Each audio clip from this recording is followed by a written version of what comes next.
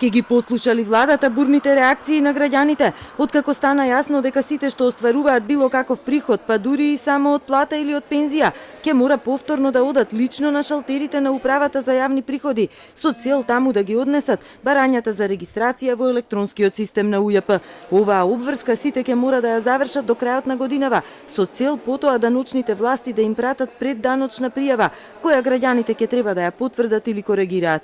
И додека УЈП тврди дека ова е неопходно со цел личните податоци на граѓаните да се заштитат од злоупотреби, во јавноста не стивнуваат реакциите од овој, како што го нарекуваат непотребен чин на бирократизирање. Граѓаните досега секоја година сами ги пополнуваа годишните даночни пријави, а власта вети дека веќе нема да имаат таква обврска, но пред да стартува реформата, повторно е неопходна регистрација во новиот електронски систем. Во очекување на став од Министерството за финансии, вице-премиерот Анѓушев вели дека владата мора да го слуша гласот на народот.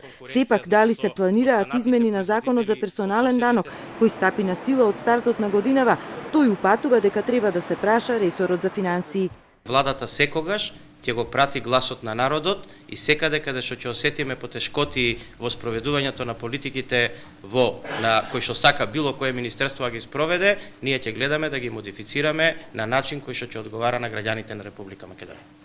Најголеми реакции оваа новина предизвика кај пензионерите, но и кај изнемоштените, како и оние што не знаат да користат компјутер. Тие се прашуваат зошто мора да се појават во УЈП, кога даночниците за нив многу лесно можат да ги добијат сите податоци. За нив УЈП предвидува две можности: или да дојдат да се регистрираат заедно со помлад член на семејството, или да ополномоштат овластено лице преку нотар, кое за нив ќе ја заврши работата.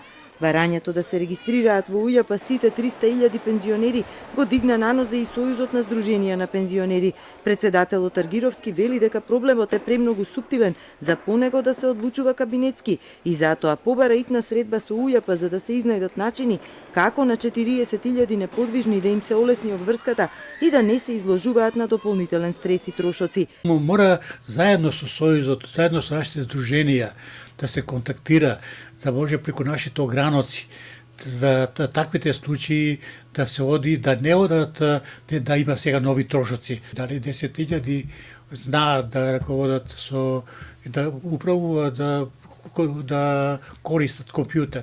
УЈП во одбрана на реформата вели дека граѓаните кои нема да успеат да се регистрираат, нема веднаш да се казнуваат, а за нив ќе се активираат мобилните екипи кои ќе помагаат во извршување на процедурата.